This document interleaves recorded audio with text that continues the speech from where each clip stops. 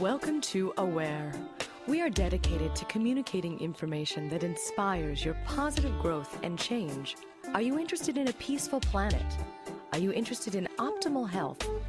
Are you living with purpose? Are you enjoying your life? We realize each person can make a difference, and our mission is to empower your awareness.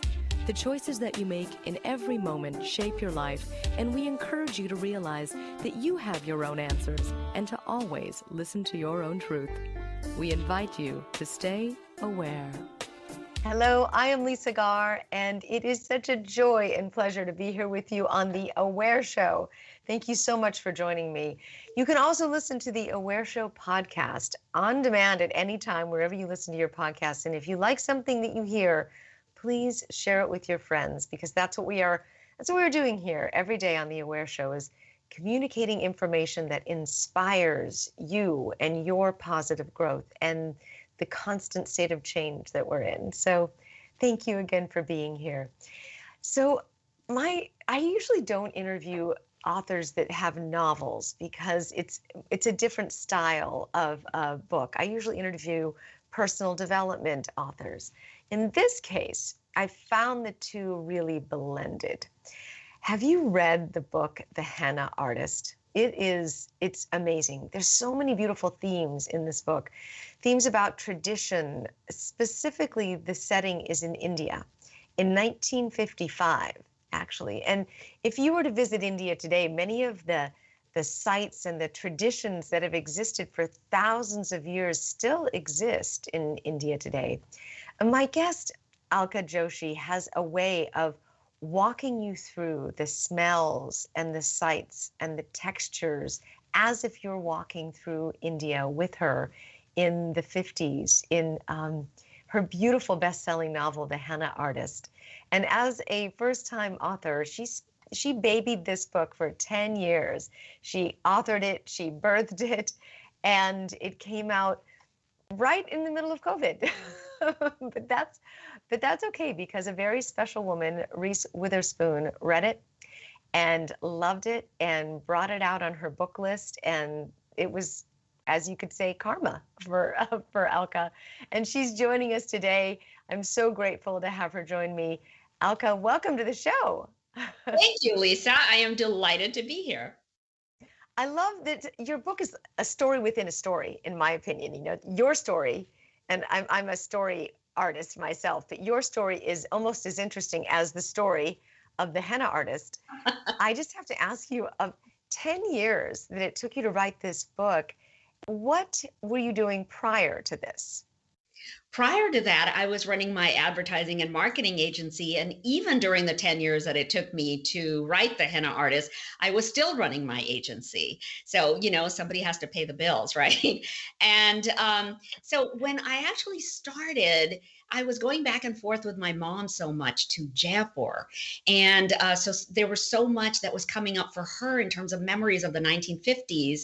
And I started just, realizing that she had this life way before the rest of us were born. It's something that you don't normally think about your mom. It's like you just know her from the time she was your mom. But then you start thinking, what was her life like before I was here? What was her young girlhood like? And that's what she shared with me, and all those trips to India. So it just took that much more time, that many more years, to learn how to write a novel then around that story. Well, let's talk a little bit about your relationship with your mom. So she was in a traditional arranged marriage, right? Yes. And at what age did she marry? She was 18, her first year in college, and her father called her and said, in 2 months, you will be married. We have found a young, promising engineer for you, and we think it's going to be the perfect match. The astrology charts match. So my mother went home. She never went back to college. She never finished a degree, and she never had a career, but she was married to my father, who is an amazing person with amazing skills in engineering. And then in 4 short years, she has 3 children, and she is constantly moving our family around because my father is an in-demand engineer, and we are constantly on different paths with with him, like a different city that we're moving to, because he is building another road, another dam, another bridge. And by the time I was 9 years old, we had moved to 5 different cities And eventually wound up in the US. in the US, because the final move was my father telling my mother, "Hey, by the way, I've decided to get a doctorate in civil engineering, and there are only 2 countries that are doing exactly this research that I'm interested in. It's either going to be Germany or it's going to be the US. Oh, it looks like it's going to be the US. We're moving." It was kind of like that throughout their marriage. It was him making a decision, and then she's following suit. And I think, that big transition was the transition that my mother needed to have her rebellion. And I'll tell you, I think that my brothers and I were her rebellion, because when we came to the United States, my mother saw that there was a range of possibilities within the United States. What was happening is that she was looking at everything that's happening around us. She was looking at this sexual revolution that's going on in the United States in 1967. She was looking at the organizers at Kent State of all of those rallies. They are protesting against the Vietnam War.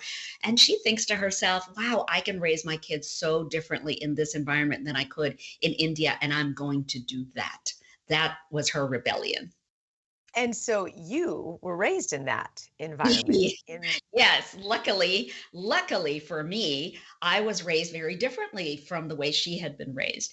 And of course, what mom really wanted was that I would have a life where I got to make all the decisions about my partner in life, decisions about my career, about whether or not I wanted to have children and how many and when. So I think I was the benefactor of this amazing transition to the United States, and a mother who was willing to raise me in a very different way than she had been raised. Did your mother, I'm curious, did she stay with your father when she came to the States? Yes, she did, for another 30 years. And then in her 60s, she decided that she wanted a divorce and she wanted to experience her own freedom.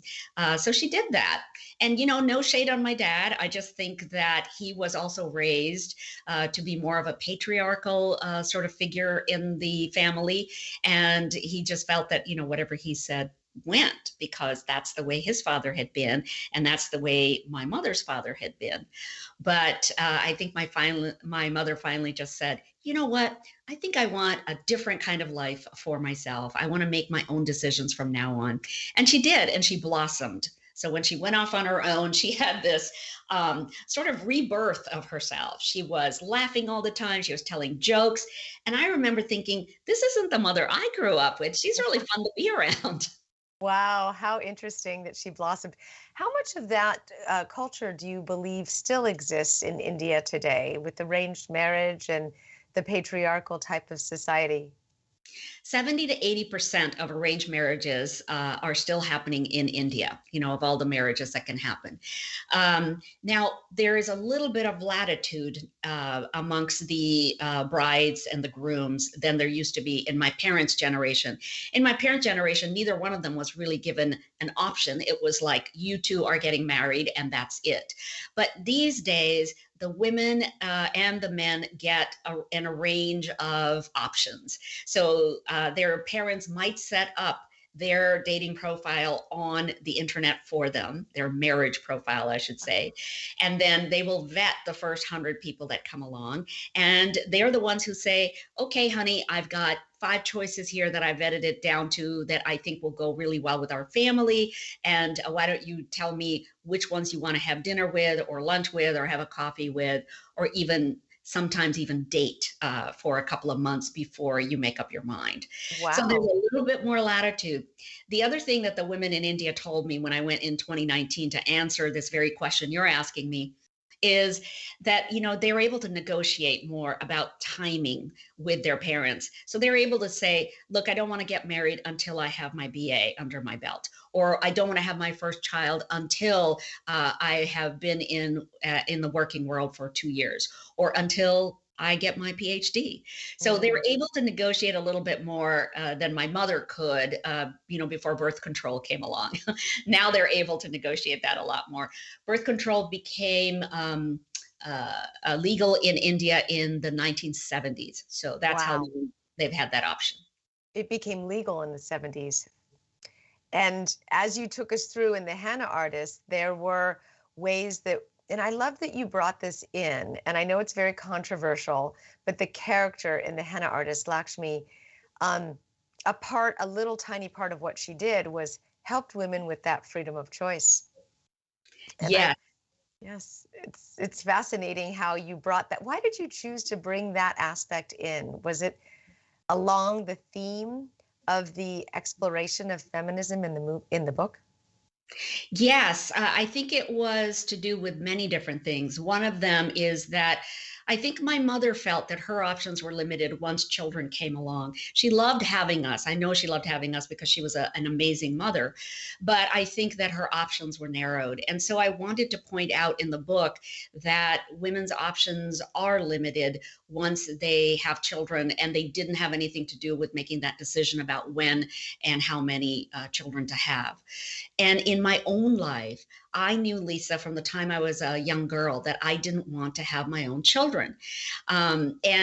My mother was always okay with that. And I think that that is extraordinary, that my mother, who came from this very traditional culture, which says you must have children in order to experience what it's like to be a true woman. My mother never pressured me to have children.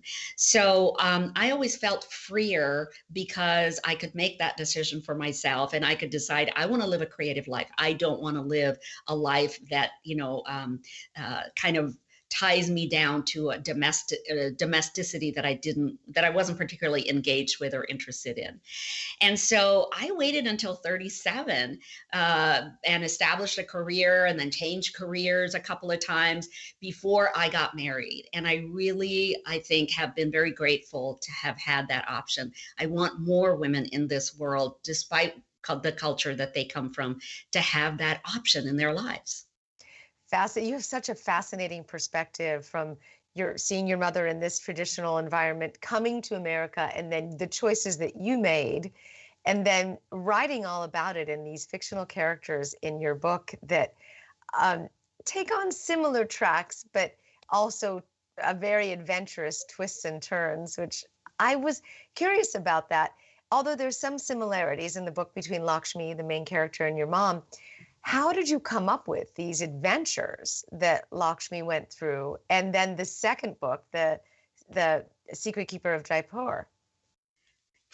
Well, I think that so much of that is a combination of interviewing a lot of people, interviewing first and foremost my parents, who absolutely were alive during these generations, and then interviewing people once I was in Jaipur, shopkeepers and teachers and pundits, and just being there for a lot of these celebrations that I mentioned in the book.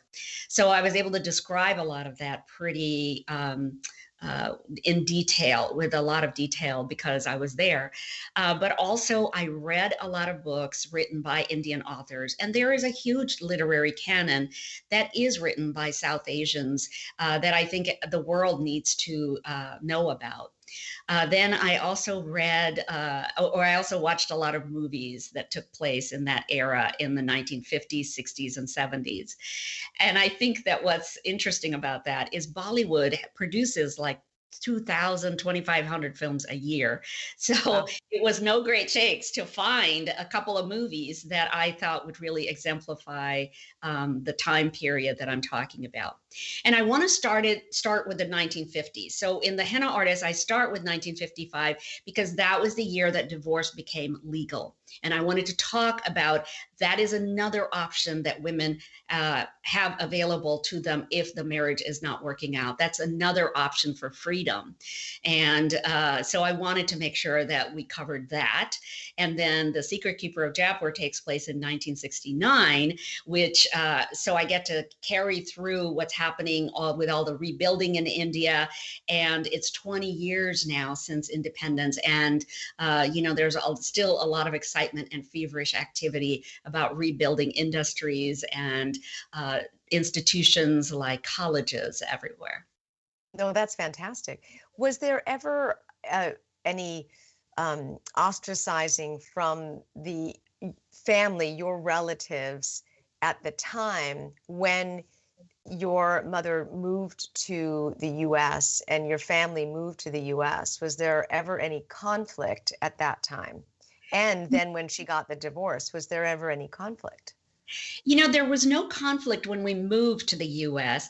My father's father, my grandfather, was very adamant that we come back and visit all the time, which we didn't really have the money to do, frankly. I don't know if you remember, but how expensive it was back in the 70s and 80s and 60s to actually travel. It was super expensive for a family of five. Oh, So, yes. yeah, so we weren't able to do that. Yeah. And so I know, and my grandfather was not happy about the fact that we didn't go back and visit very often. Now, when my mother got her divorce, we weren't really in touch with a lot of that part of the family. So, yeah, I think that had we been face to face with those people, there might have been a lot of questions. But at this point, they kind of leave us alone because they know that we are a combination of the East and the West, and that we have probably more West in us at this point than the East. So there's no use them confronting us with things that they would or would not do, because they wouldn't work for us out here in the West. And I think most immigrant families face that when they come out to the West. They know that they have to give up some traditions and go outside of their comfort zone in order to fit into the new society.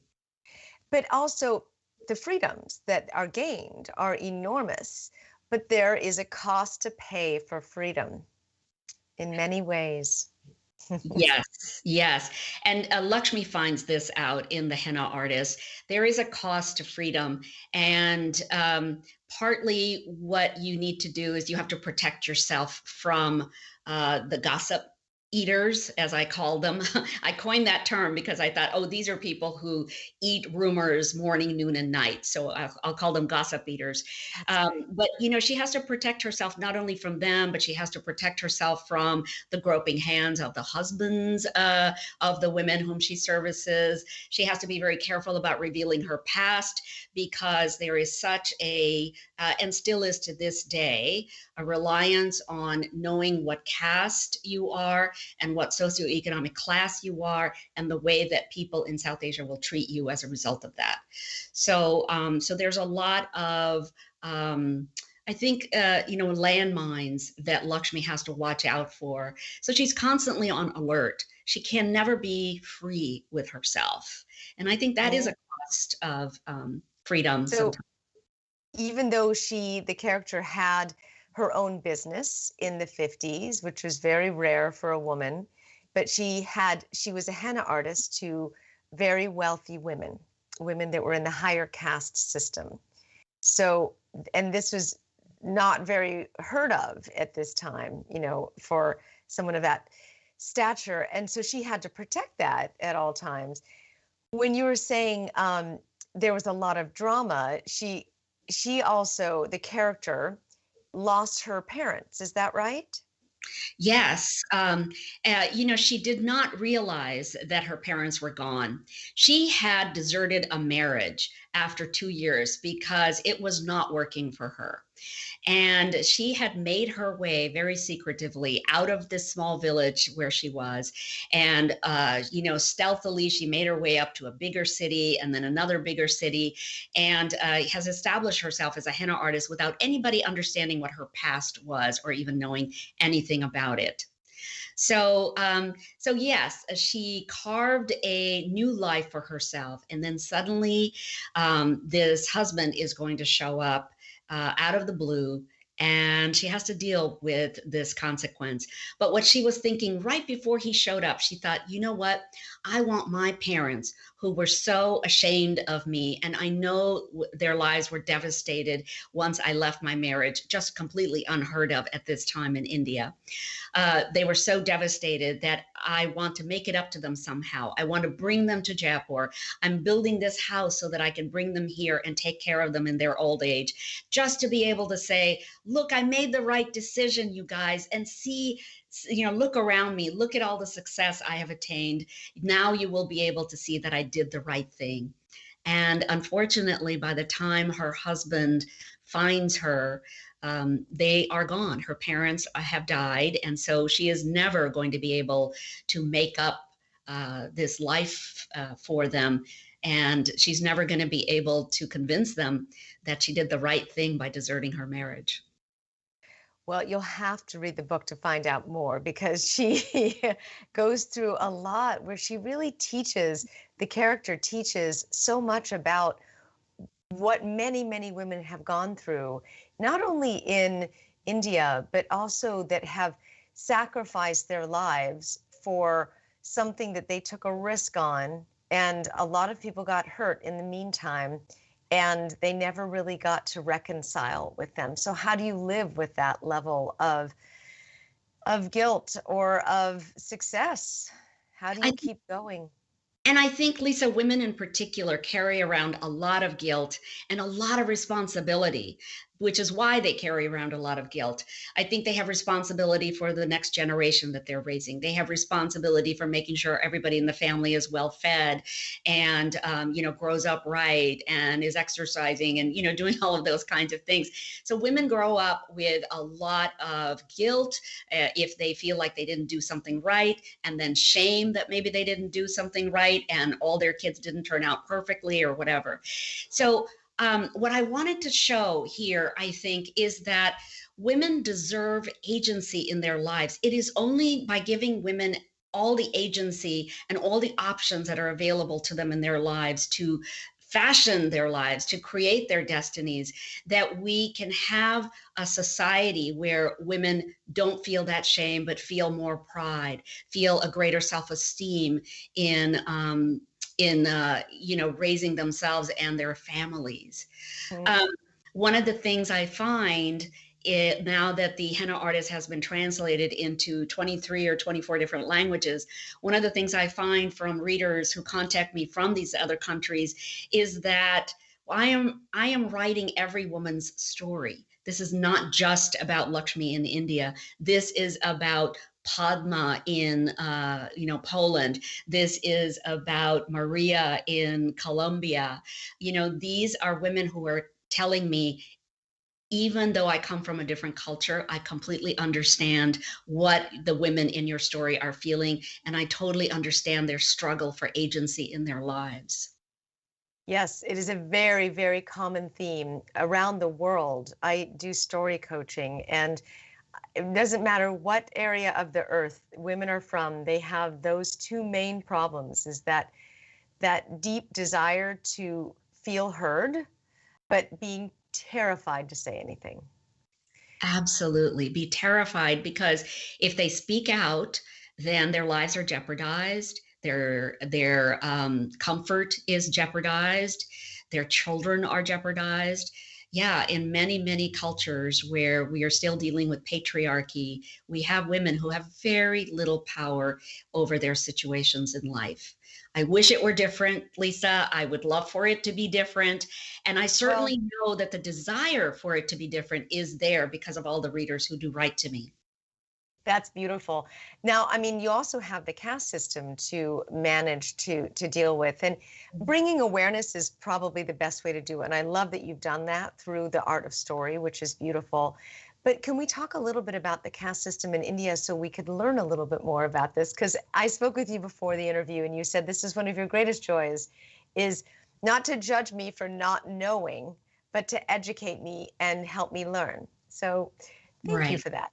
Yeah. Tell me about the difference between the caste systems in India, and how does one break free from being in a lower caste into the freedom or financial freedom to changing into a higher caste? Is that possible? That is not at all possible because we're talking about two different ladders. One ladder is the caste system, and you are born into a certain caste. You can never leave that caste. That is your caste. And the caste system was originally started thousands and thousands of years ago as a way to classify people's jobs. If you were a priest or a teacher, you were Brahmin. If you were a fighter or a ruler, or somebody who defended people, you were in the warrior caste. If you were a business person, you were in the business caste. And then if you were a domestic help, you're helping families, servants, you are servicing people in one way or another, you're in the servant caste.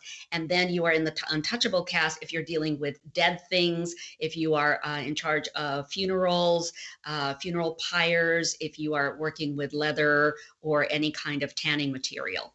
So that is the caste system. The other ladder is a socioeconomic ladder. And yes, you can move in the socioeconomic ladder even though you might be of a certain caste.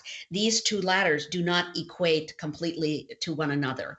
So for example, if you were an untouchable, at the time that India gained its independence, they started a quota system in the universities. And people from the untouchable caste, the Dalit caste, I'll call them, they were able to gain entrance into university if they could, pass certain exams.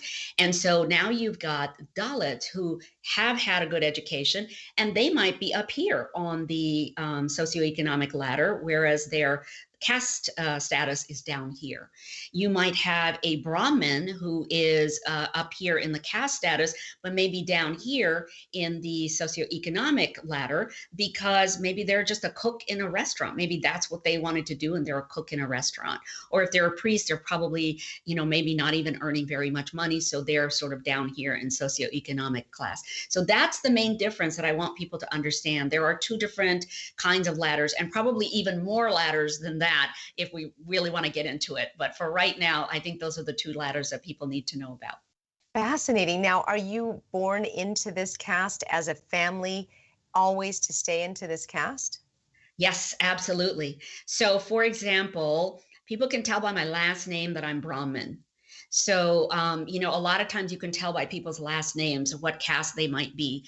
And many times, because families tend to stay pretty much exactly where they were born and where the rest of the family is, other people within that neighborhood, within that city, within that environment are going to know also what your caste is. You don't ever have to broadcast it. People just know. And by the way, the caste system applies to Hindus. It does not apply to Muslims. Muslims don't have a caste. Right, right. I did know that much, but it's fascinating that you came from is the caste that you come from that of a teacher, of a priest, so you are doing that, you are fulfilling your destiny. Isn't that amazing? And so did my dad. My dad was a professor of civil engineering after he left the private sector. He loved teaching and doing all of that research.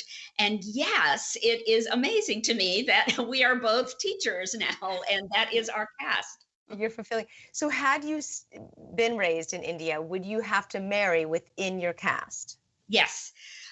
Probably I would have been married in the 1970s, the mid 1970s, maybe late 1970s. And most likely, yes, I would have married within my caste. Now, that's changing a little bit now. Families who are arranging marriages for their children will normally look within their caste because that's the community they know. So when they're putting the word out and saying, okay, my daughter is ready to be married, who else has a son out there? Do you know of anybody's son who is at this marriageable age? They're going to be talking within their community. So most likely it's going to be somebody within their same caste. But when I talk to women in 2019, these women who are in, different, their marriageable ages, they're in different colleges and so on.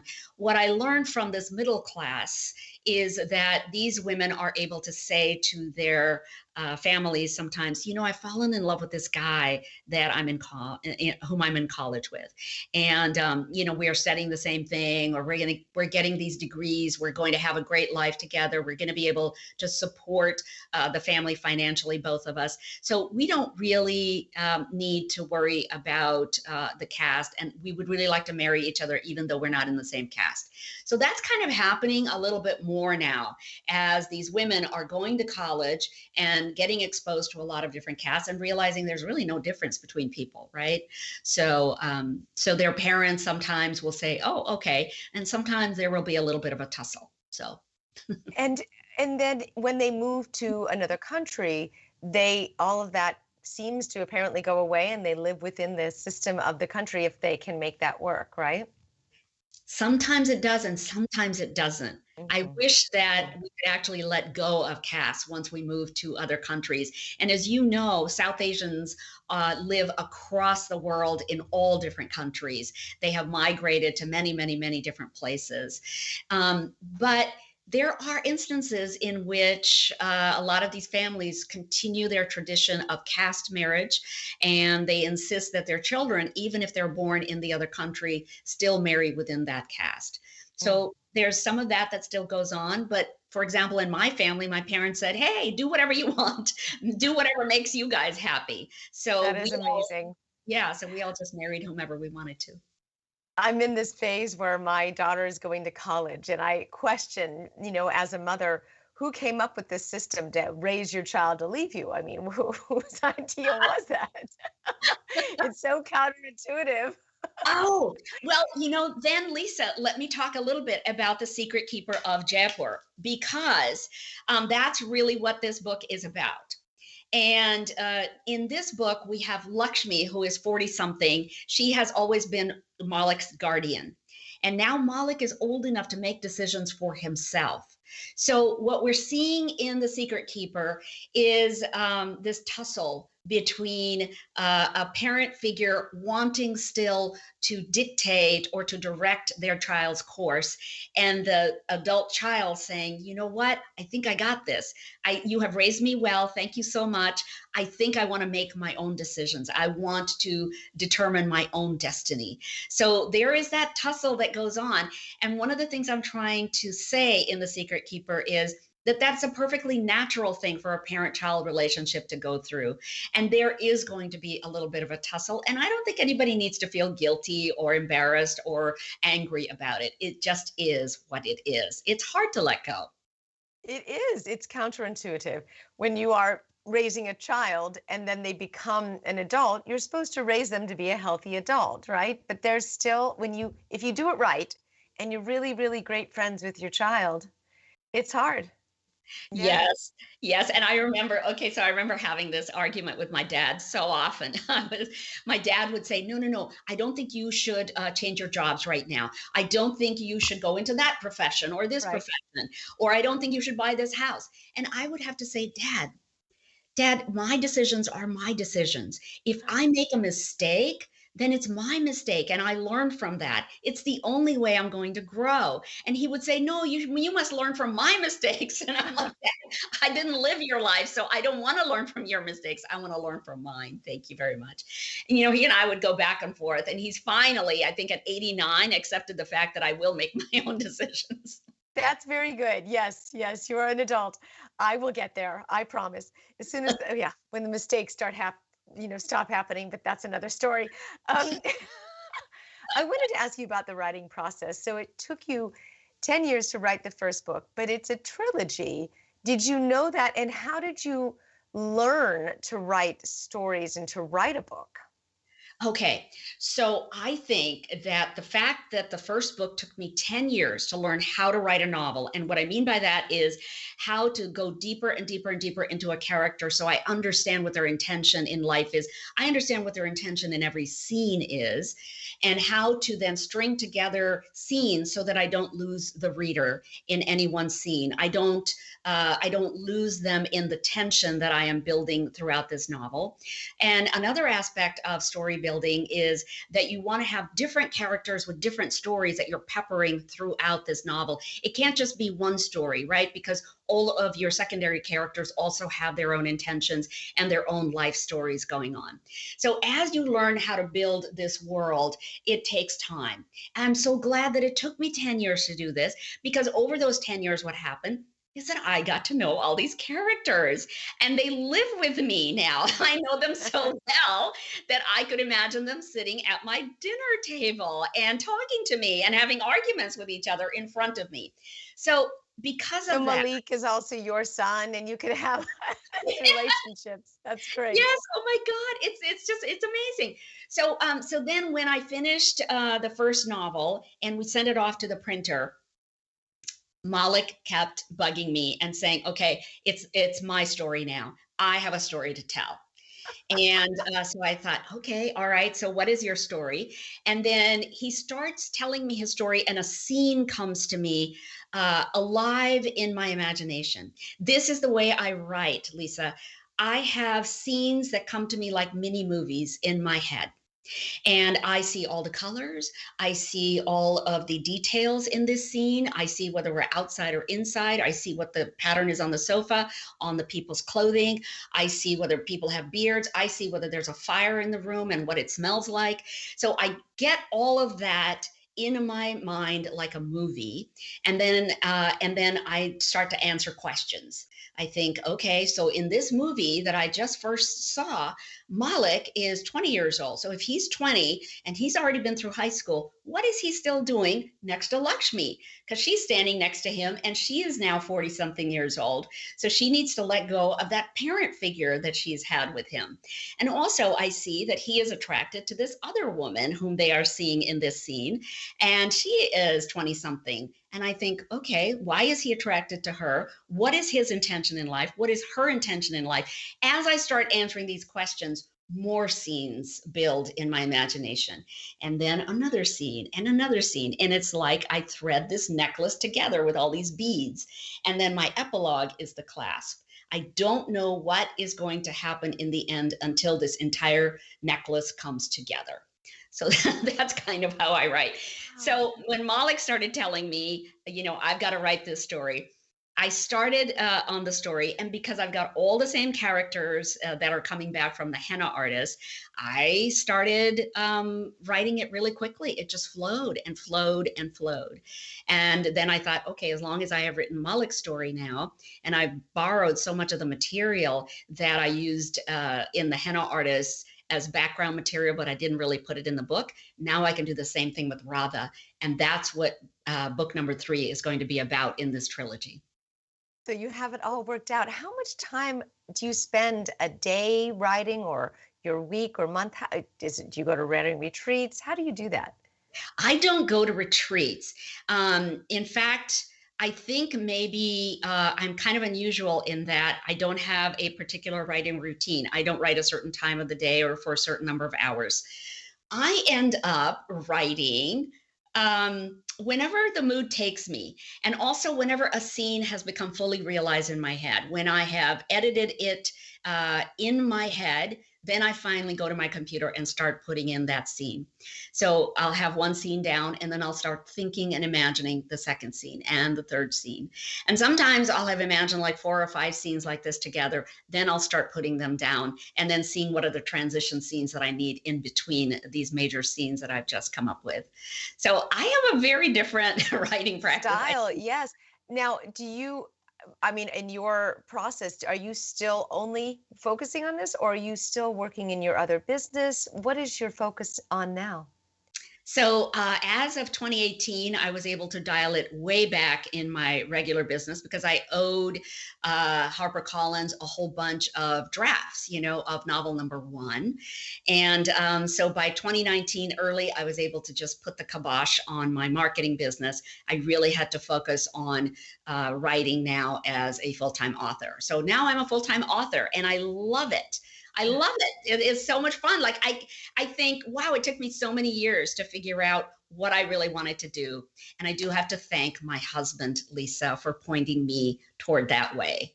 Because for Oh, such a long time, I couldn't let myself think of myself as a literary writer. I could only think of myself as an advertising hack because that's what I did for a living. And I just couldn't. Like I just thought, no, no, no, no, no. I'm not like that. And he gave me not only the encouragement, but he kept telling me, I know you can do this. So, you should immerse yourself in some kind of program where you can learn how to do this full time. I would not oh, be, yeah, I would not be a full-time writer today if it hadn't been for him.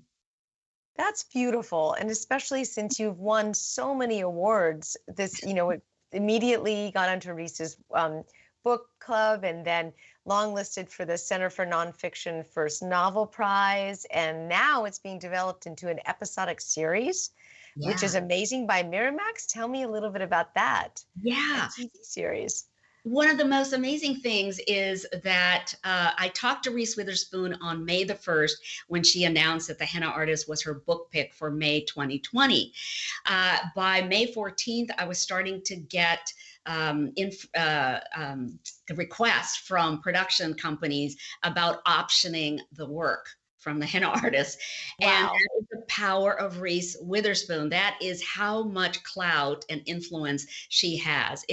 I am forever grateful to Reese Witherspoon for allowing me the opportunity to get my work out there in a major way. So I start getting these calls, and then I ask my literary agency, what do I do? I don't know how to talk to these Hollywood people. And they contacted me, they connected me to the Gotham Group in Los Angeles, run by Ellen Goldsmith Vane. And Ellen asked me, Alka, do you want this to be a TV series or do you want The Henna Artist to be a movie? You tell me, and we'll go tell the TV producers and movie producers. And I said, oh, well, that's an easy question for me because I see everything as if it's little episodes. And I said, TV series, hands down. I'm crazy for streaming shows. I want this to be the best streaming show that it can Oh, possibly be, a TV series. So she said, okay. So she went back to all the TV producers and said, okay, she wants to have a TV series. And then they came back with their proposals for TV series. And I got to choose. I couldn't even believe it because what do I know about, movies and all of that? But I'm the one who got to choose. And I was sitting there going, oh my God, I hope I make the right decision.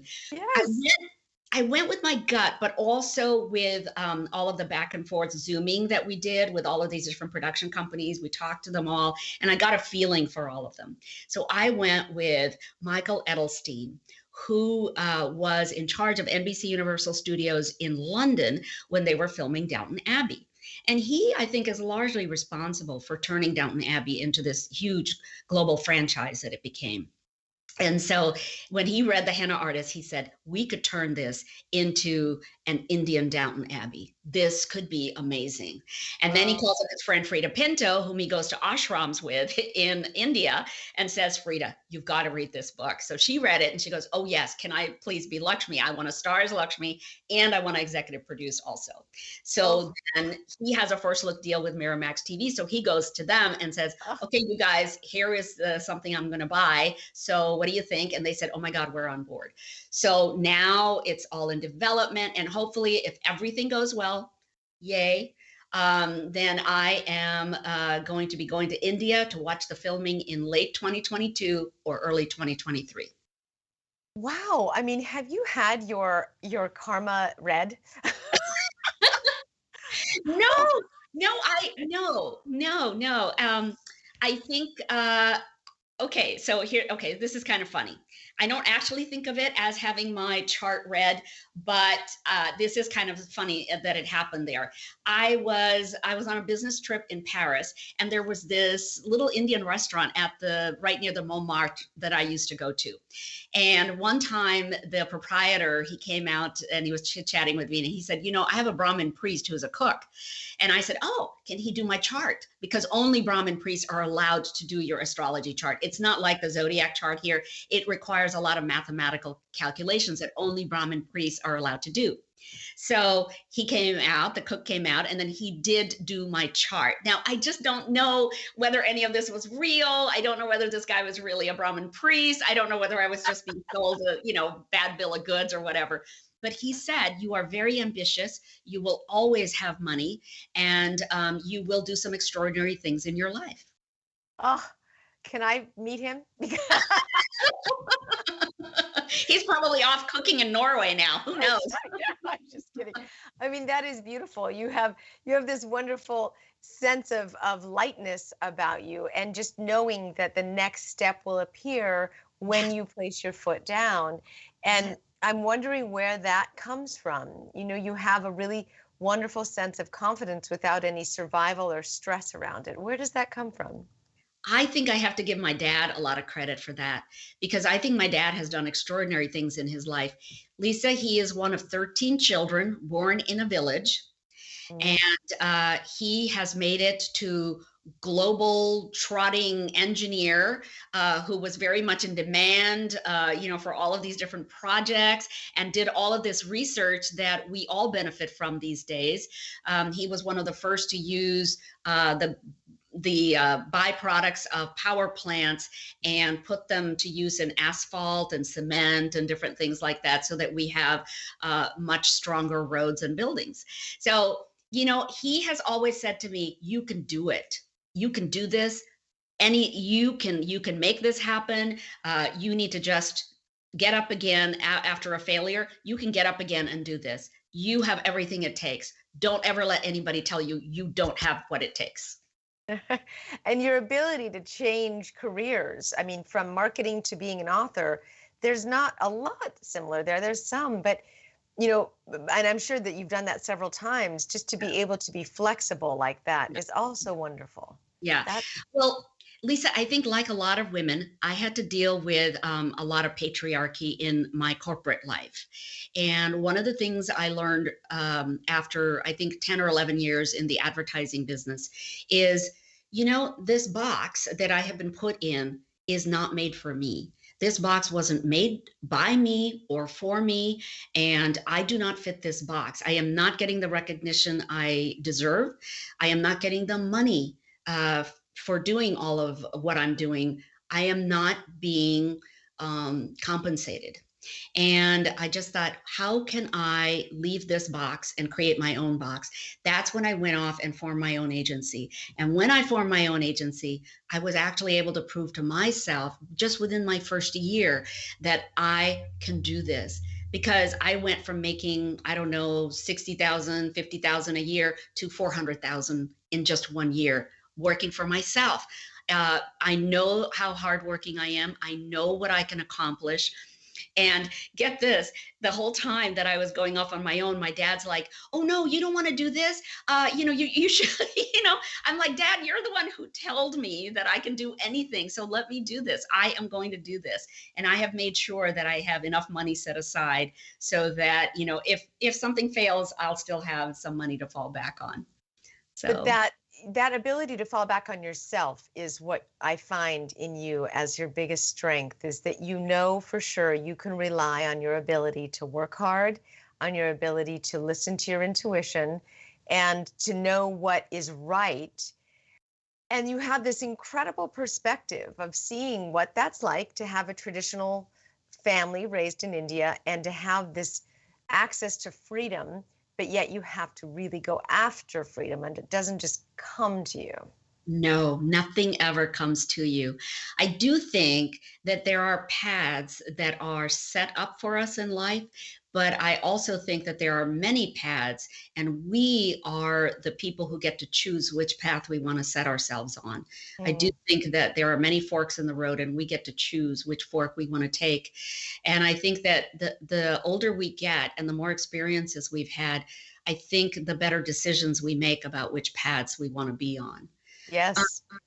Yeah. So what's next for you, Alka? You have the trilogy, and the series, the TV series. Do you think that far ahead, or Oh are my you good for now? I think I'm good until 2023. That's when my next book will come out. And also, hopefully, that's when the TV series is going to be filming. So I am looking that far ahead and no further for now. Can I ask you, because India is your, this book is an honoring of India and has experienced such challenges and tragedy during COVID. Do you have a way of giving back or bringing more awareness to the situation that's happening right now in India?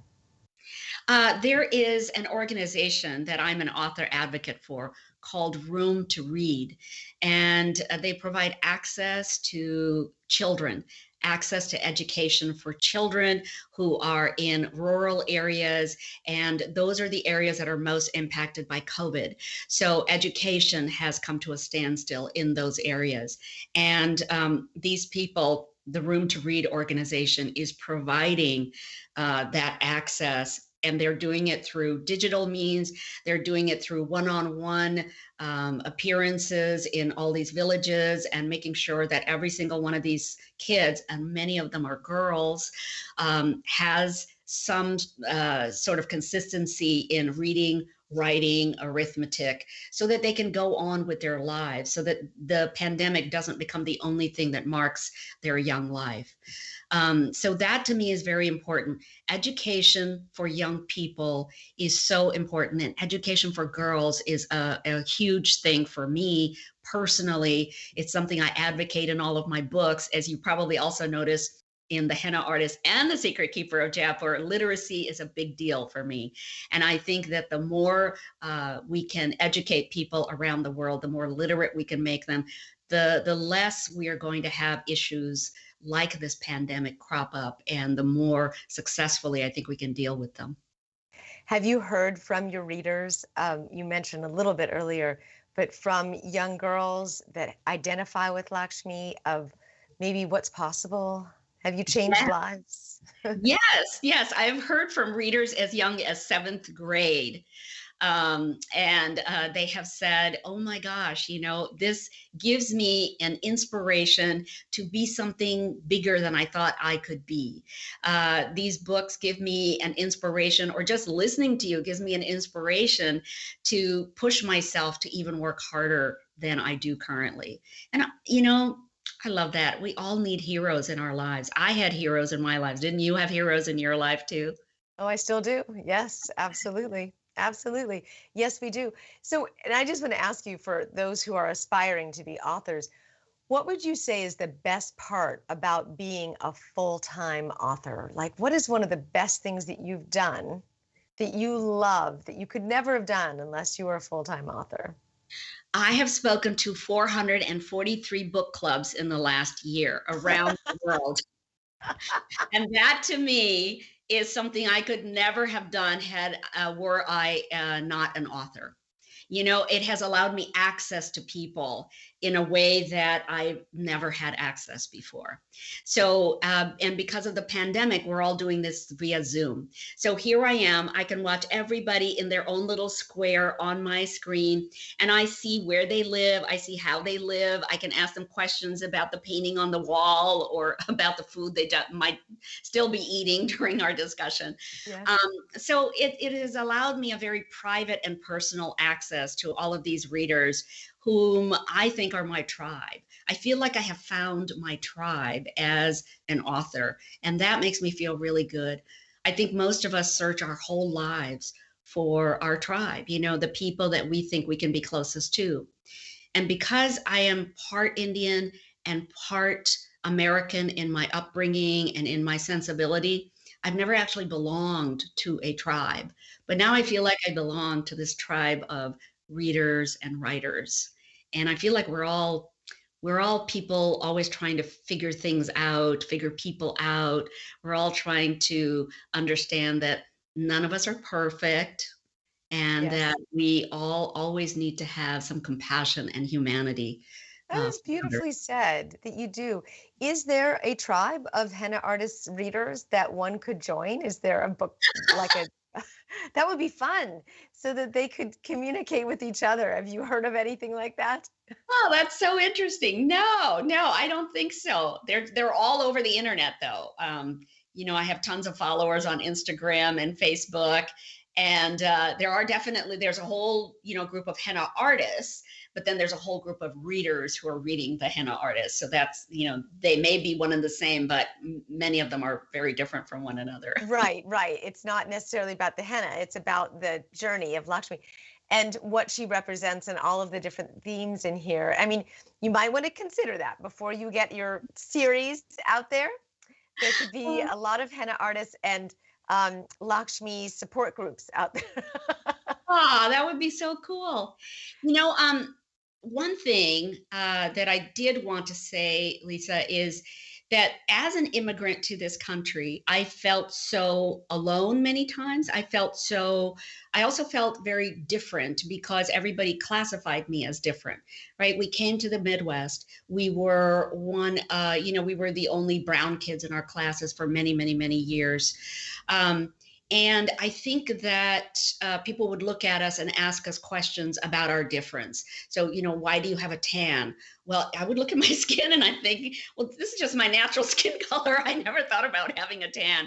Or they would ask us, why do you worship cows? Or why do you speak with this accent? We had a very Indian English accent when we first came here.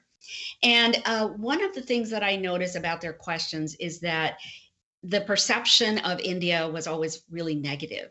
And I think as an immigrant, I felt very ashamed of being from India. And I didn't even want to acknowledge my heritage after a couple of years. I just wanted to be American. But in writing these stories, I have done so much research and gotten to know India in such a different way, the history of India, the resilience of the Indian people, and all of the many ways in which these traditions have been carried forward for thousands of years. Knowledge of herbology, knowledge of henna, knowledge of the different foods that we eat, that I feel like I've gained this pride in myself. I think part of the self-confidence maybe that you're hearing is a pride now that I get to say, I am from India, I am South Asian, and that makes me happy. And that is beautifully stated. Thank you so much, because many people who are immigrating into this country feel the same way, and that you went back and really learned to appreciate and educate others about the beauty of the tradition of your country is so valuable to you and to everyone else listening and learning. So thank you so much, Alka. You are such a joy to speak with, and you're inspirational without even intending to be, and you're just lovely. Thank you so much. I wish you all the luck in the world. Thank you, Lisa. Thanks so much for having me. Thank you so much. And if you haven't read The Henna Artist, go and enjoy. It's, as they said, the best beach book around. I saw that on a title out there. And The Secret Keeper of Jaipur. And I just really appreciate the next one that's going to come out soon. So thank you again. And remember, you can listen to this at the Aware Show podcast. You can share it with your friends. If you loved this interview and you want to share the book and the story and the author's journey, then definitely share the interview with your friends. I'm Lisa Garr, and until next time, I invite you to stay aware.